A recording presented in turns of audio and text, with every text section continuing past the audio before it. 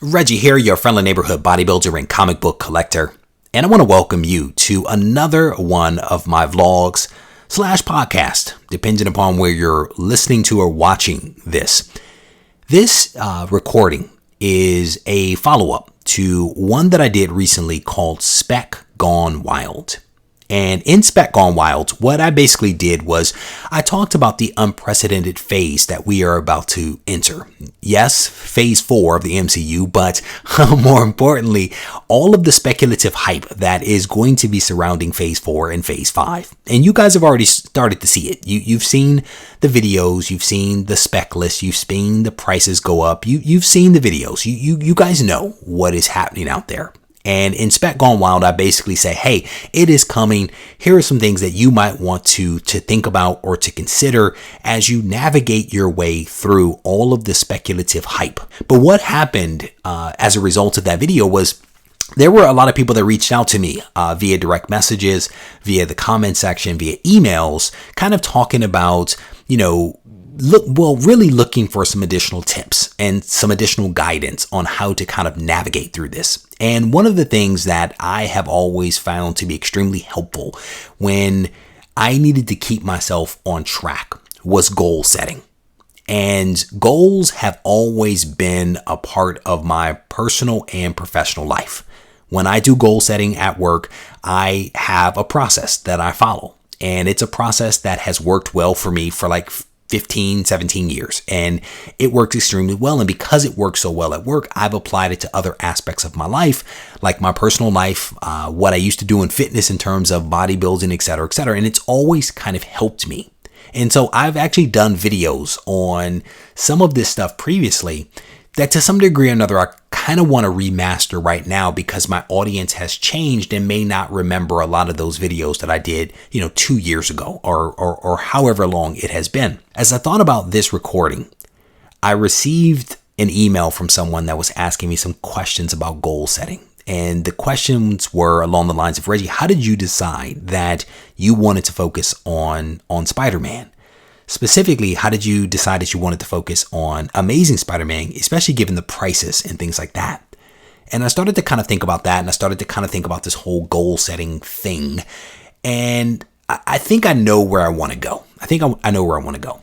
Depending upon the kind of person you are, there are lots of ways to kind of establish an objective or goal for your collection.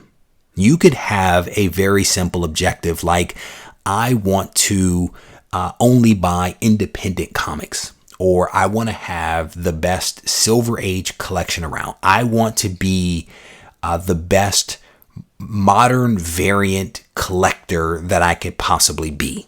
Sometimes, depending upon who you are, a very simple objective is really all you need to give you a little bit of guidance.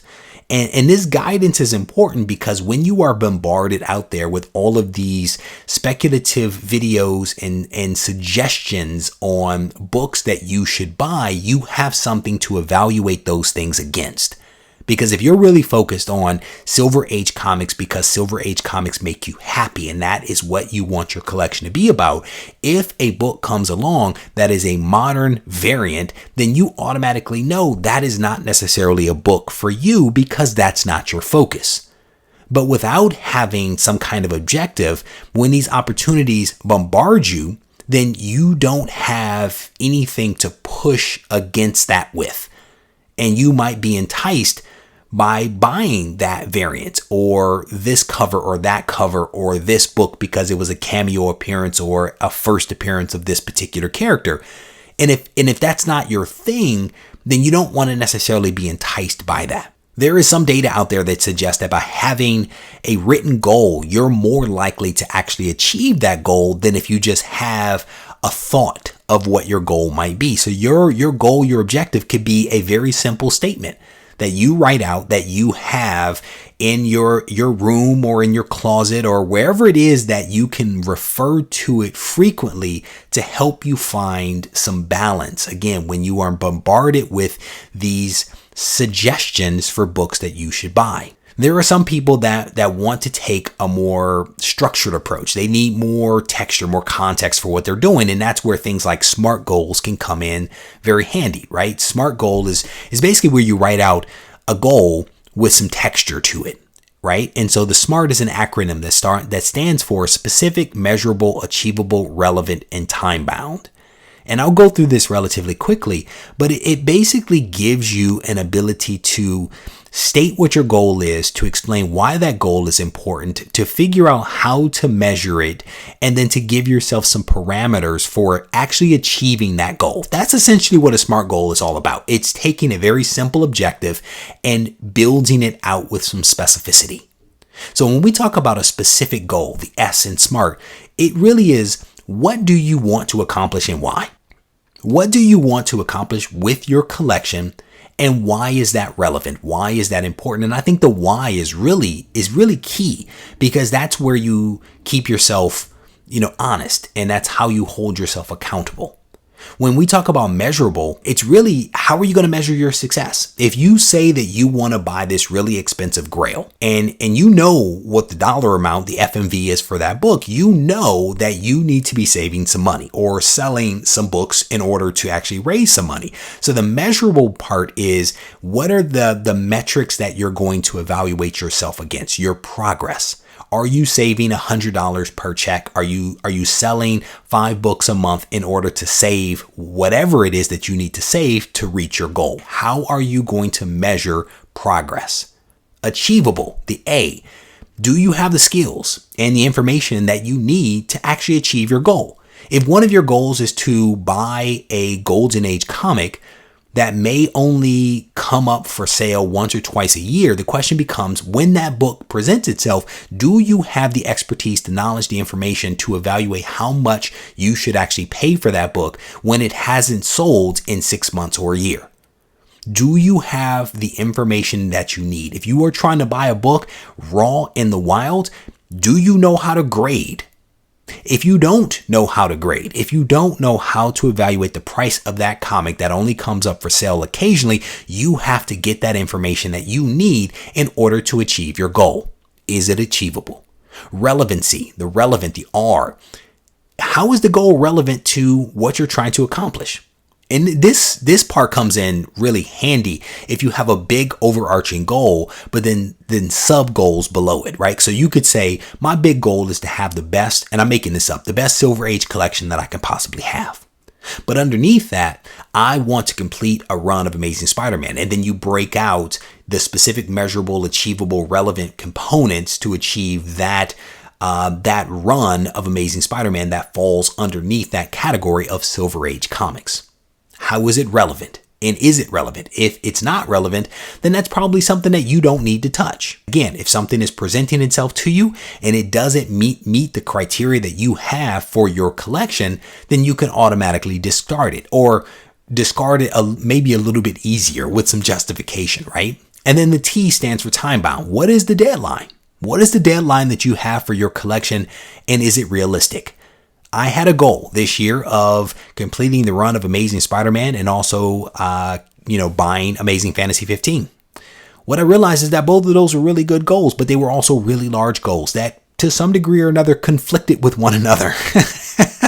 And I had to eliminate one of them. I had to basically eliminate it almost really by pushing out the time parameter for Amazing Fantasy 15, because there was no way that I could do both of these things at once and still have like a family and pay bills and that kind of stuff. So you can always adjust your parameters based upon, the facts of life and the facts of what you have going on. You can make those adjustments. None of these things are really written in stone, but by writing them out on paper, you have the ability again to keep yourself a little honest as you work through the different opportunities that present itself. Now, one of the big questions that someone asked me is, again, how did you decide on Amazing Spider-Man? How did you decide what you wanted your collection to be about?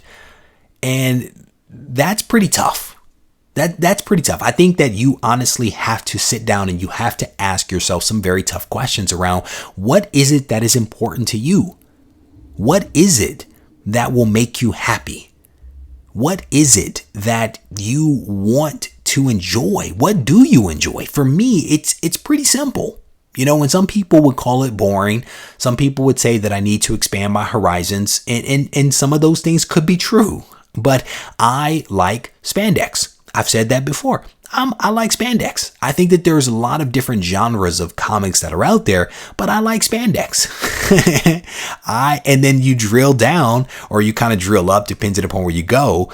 I like Marvel comics. I specifically like Spider-Man. I specifically like X-Men. And so what I did is I spent some time thinking about the comic books that I really enjoyed reading. I thought about those comics that reminded me of my childhood. And I basically decided to kind of focus on those things. And so when you think about Spider-Man, you could think about Web of Spider-Man or Spectacular Spider-Man or any number of Spider-Man related titles. But ultimately, you think about Amazing Spider-Man. The number of first appearances, the number of incredible creators that have worked on that title, to me, it is part and parcel with Spider-Man. Amazing Spider-Man is part and parcel. And you, in my mind, as a Spider-Man fan, I had no choice but to go after Amazing Spider-Man. Do I have some of the other titles? Yes. I have healthy runs of some of the others and keys of some of the lesser ones. But my real focus is Amazing Spider-Man because of the historical significance of that title to that character and to the history of comics. It only made sense for me. But I arrived there by honestly sitting down and asking myself some questions around what is it that makes me happy? What is it that I want to collect? What is it that I actually enjoy when it comes to this hobby? And for some people, it could be a character. For some people, it could be a time. For some people, it could be a publisher. You just have to decide what it is for yourself. The other thing is, it's not written in stone. It's not written in stone. You can decide for yourself how long you want to actually collect this thing or that thing. If you find that after a year of you buying this particular thing, if it doesn't make you happy, you can change. You can change your goal. You can change your objective. You can actually sell those books and buy something else that makes you happy. So don't feel like you are locked in.